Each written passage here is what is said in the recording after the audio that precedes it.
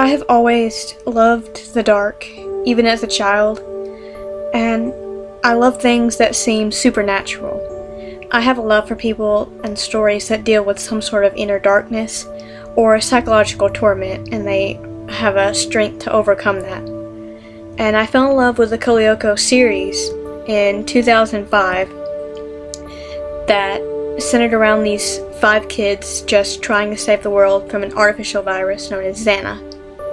I had role-played with my sisters what we believed could have happened if the show continued airing even after its original run. And my sisters and I role-played the series every day after school or during the summer until I was about 17. In between 16 and 17, I began writing my own spin on the aftermath, and I started writing the script Code 2031 in 2010.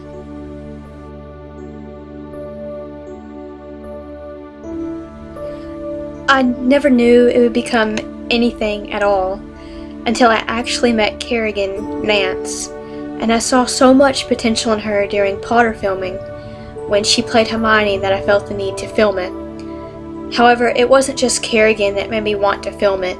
I felt that in my heart I wanted to see it. I could read the script over and over again in my head, but I wanted to see it live. I just had to see it live. It was eating away at me. And then finally in June of 2013, I asked Kerrigan if she wanted to star as the lead actress Emily Belqua.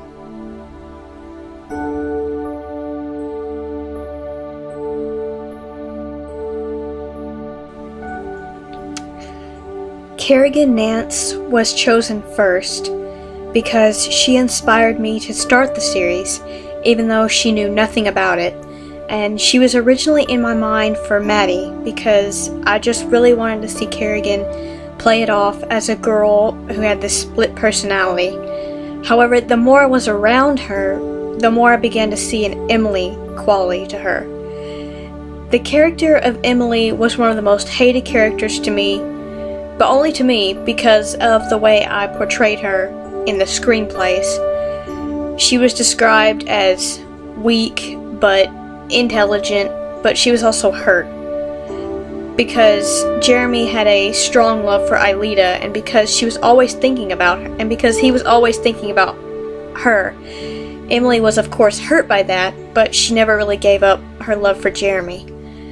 She was strong that way, I believe.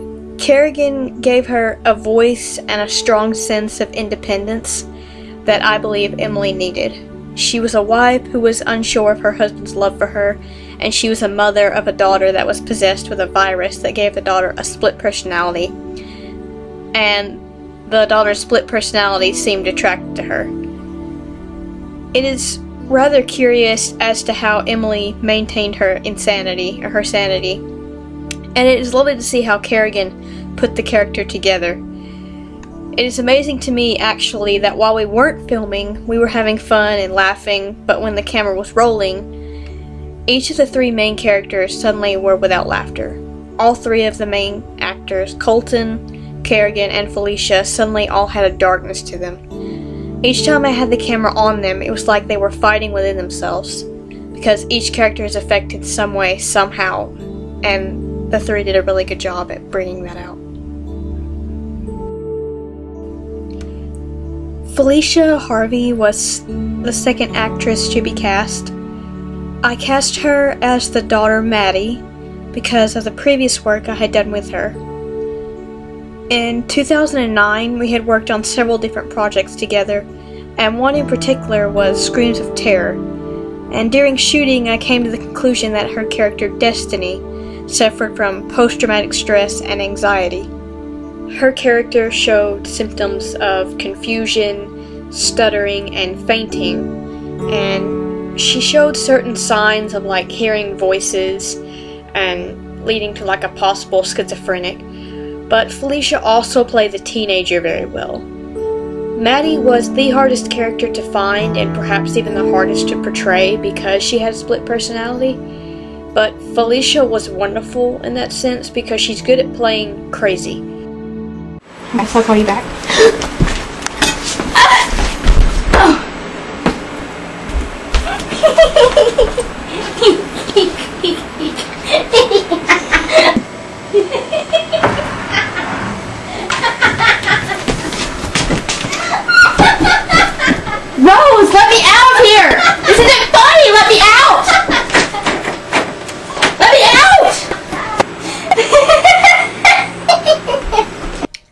She later starred in another film called The Black Rose that Triplets Network and Harvey Productions produced, where she played yet another teenager that was losing her mind.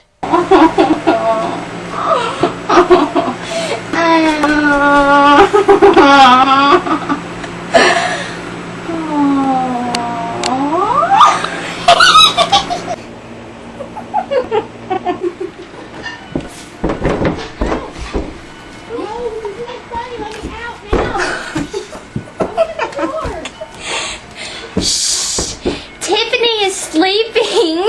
Felicia has so much potential in pulling off characters who are fighting so much in their heads and in their hearts. I was proud of her performance, and it certainly was unforgettable.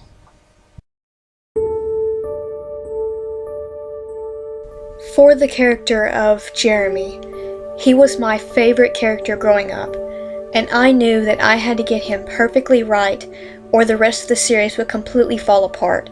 And for about 6 years during my mini role plays with my sisters, I played the role of Jeremy because he was my favorite. And in the series, he went through a lot with the loss of Aelita, and for the character of Jeremy in Code 2031, that actor would not get that background and would not be able to taste the pain and the suffering that Jeremy went through, because he'd been through so much with losing her that he ended up isolating himself from the world until he found Emily. But given that, there was a lot of torment to put on an actor who is just coming in to play him, especially an actor who is new and doesn't know how I do things as a director. It was a tough acting choice, but the more I thought about it, the more Colton kept cropping up in my head. And I will never forget the day when I asked Colton if he wanted to be Jeremy. It is to go down in my history as one of my most greatest achievements. Colton as Jeremy, when he was on, and when the camera was rolling, by his face alone, I could see so much behind my camera lens. He was struggling within himself at times, and he always did small things that would remind me of Jeremy. They were small, but I noticed. I do not believe anyone else could have played the character as well as he did, because Colton connected with Jeremy somehow. He and Jeremy became one and the same. And even though I received several shots of him smiling, it was always heartwarming to see a smile, because for Jeremy that didn't happen very often. It was touching to see Colton smile during a take, or even when we weren't filming, because he was just happy to be there and to be one of the cast members, and I was happy that he was there.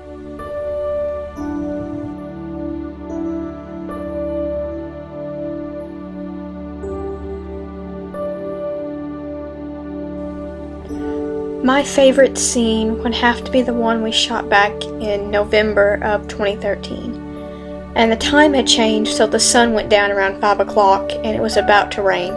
But it was perfect for the scene because the scene was so dark. And I believe it is the one moment in the series, the one crucial moment, where Jeremy and Emily realize they are losing their daughter, and it shows how strong the virus is and how deadly it can be. And it is also the first real scene between the three main characters that is highly intense.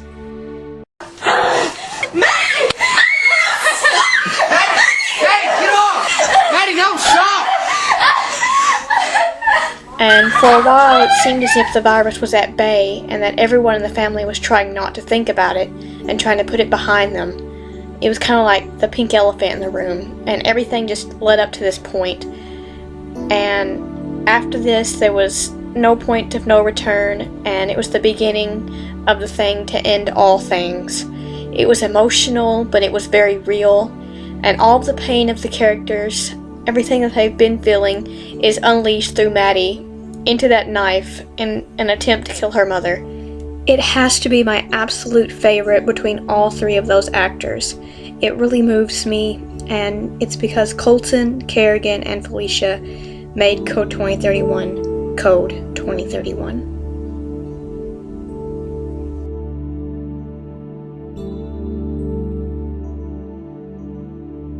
It took us 2 days, and only 2 days, to finish the last episode because we had filmed a lot of it months before. On March 29th, we shot the beginning of the episode, and then on April 19th, we shot the ending of the episode. And when we began production in June of 2013, I didn't think that we could keep it going, but it gave us all something to look forward to, and it gave us something to do. Even though it was dark, it was still fun, and it'll never happen again. And I am proud of all we accomplished with how much we did with so little equipment and experience. We came closer, and it marked something special in each of us. Waiting for the week to end just to have a film day was the best thing ever. I'm glad that people who weren't interested in film took up with me on the project, and I'm glad that people that were not interested became interested, and I'm happy to have brought so many people together with just a camera and an idea. It is surely one experience we will learn from, and we will certainly never forget. We didn't make movie magic made us. For however long we had it, we were a family, and we had a home, and the days we spent were a blessing to me. And I just want to wish a happy 1-year anniversary to Code 2031. You were my dream I thought was impossible. I wanted to see you on film instead of paper, and I got what I wanted, and I've never been happier to have been through it all. Happy 1 year.